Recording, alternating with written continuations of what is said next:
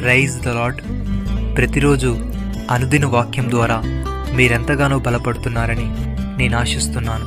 అలాగే మీరు కనుక మన యూట్యూబ్ ఛానల్ని క్రొత్తగా వీక్షిస్తున్నట్లయితే మన యూట్యూబ్ ఛానల్ని సబ్స్క్రైబ్ చేయండి, ఇతరులకు షేర్ చేయండి.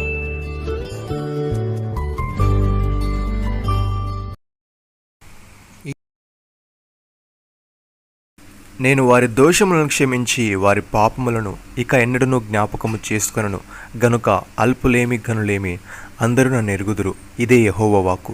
ఇర్మీయా గ్రంథము 31వ అధ్యాయము 34వ వచనము. ప్రియమైన సహోదరి సహోదరులారా, మన ప్రభు అయిన యేసుక్రీస్తు యొక్క తండ్రియగు దేవుడు స్తుతింపబడును గాక. ఆయన క్రీస్తు నందు పరలోక విషయములలో ఆత్మ సంబంధమైన ప్రతి ఆశీర్వాదమును మనకు అనుగ్రహించును. ఎట్లనగా తన ప్రియుని యందు తాను ఉచితముగా మనకు అనుగ్రహించిన తన కృపామహిమకు కీర్తి కలుగునట్లు తన చిత్త ప్రకారమైన దయాసంకల్పము చెప్పున యేసుక్రీస్తు ద్వారా తనకు కుమారులుగా స్వీకరించుటకై మనల్ని ముందుగా తన కోసం నిర్ణయించుకొని మనము తన ఎదుట పరిశుద్ధులమును నిర్దోషులమై ఉండవల్లని జగత్ పునాది వేయబడక మునిపే ప్రేమ చేత ఆయన క్రీస్తులో మనల్ని ఏర్పరచుకొనెను. దేవుని కృపా మహదైశ్వర్యమును బట్టి ఆ ప్రేణియందు ఆయన రక్తం వలన మనకు విమోచనము అనగా మన అపరాధముల క్షమాపణ కలిగి ఉన్నది. కాలము సంపూర్ణమైనప్పుడు జరగవలసిన ఏర్పాటును బట్టి ఆయన తన దయాసంకల్పం చెప్పున తన చిత్తమును గూర్చిన మర్మమును మనకు తెలియజేసి మనకు సంపూర్ణమైన జ్ఞాన వివేచన కలుగుటకు ఆ కృపను మనెడల విస్తరింపజేసెను. యోహాను ఈ విధంగా అంటున్నాడు, చిన్నపిల్లలారా, ఇది కడవరి గడియ. క్రీస్తు విరోధి వచ్చినని వింటిరి గదా. ఇప్పుడున్న అనేకులైన క్రీస్తు విరోధులు బయలుదేరి ఉన్నారు. ఇది కడవరి గడి అని దీని చేత తెలుసుకొని వచ్చున్నాము. వారు మనలో నుండి బయలు వెళ్ళిరు కానీ వారు మన సంబంధులు కారు. వారు మన సంబంధులైతే మనతో కూడా నిలిచి ఉందురు. అయితే వారందరూ మన సంబంధులు కారని ప్రత్యక్షపరచబడినట్లు వారు బయలు వెళ్ళిరి. అయితే మీరు పరిశుద్ధిని వలన అభిషేకం పొందిన వారు గనుక సమస్తమును ఎరుగుదురు. మీరు సత్యమెరుగున వారెందున నేను వ్రాయటలేదు కానీ మీరు దానిని ఎరిగి ఉన్నందును ఏ అబద్ధమును సత్య సంబంధమైనది కాదని ఎరిగి ఉన్నందును మీకు రాయిచున్నాను. యేసు క్రీస్తు కాడని చెప్పువాడు తప్ప ఎవడబద్ధకుడు? తండ్రిని కుమారుని ఒప్పుకొనడు వీడే క్రీస్తు విరోధి.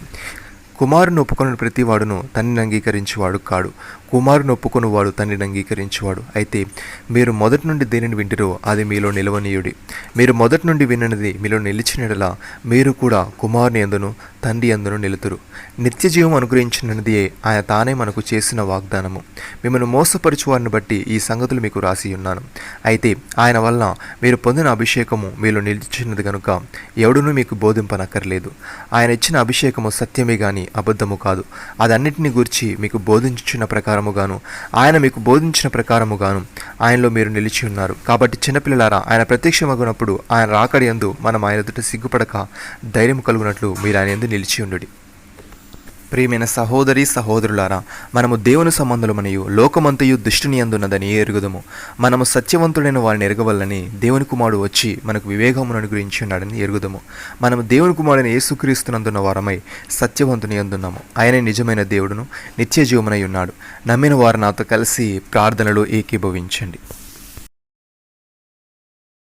మమ్మల్ని మికిలిగా ప్రేమిస్తున్న మా ప్రియ పరలోకపు తండ్రి, మీరు మాకు ఇచ్చిన వాగ్దానాన్ని బట్టి మీకు స్తోత్రములు. దేవా, మేము నీ యందు విశ్వాసం ఉంచి నీవిచ్చే పాపక్షమాపణ పొందుకొని నీ ఎదుట పరిశుద్ధులమును నిర్దోషులమై ఉండుటకు సహాయం దయచేయమని మేము మొదటి నుండి దేనిని వింటిమో అది మాలో నిలిచినలా మేము నీ యందు నిలుతుము గనుక నిత్యజీవం అనుగ్రహించినది నీవు మాకు చేసిన వాగ్దానము కనుక నీ యందు నిలిచి ఉండుటకు కృప చూపమని మీరు మాకు ఇచ్చిన గొప్ప రక్షణ భాగ్యమును బట్టి మీకు వందనాలు చెల్లిస్తూ ప్రభు అయిన యేసు క్రీస్తు నామములో ప్రార్థిస్తున్నాము తండ్రి.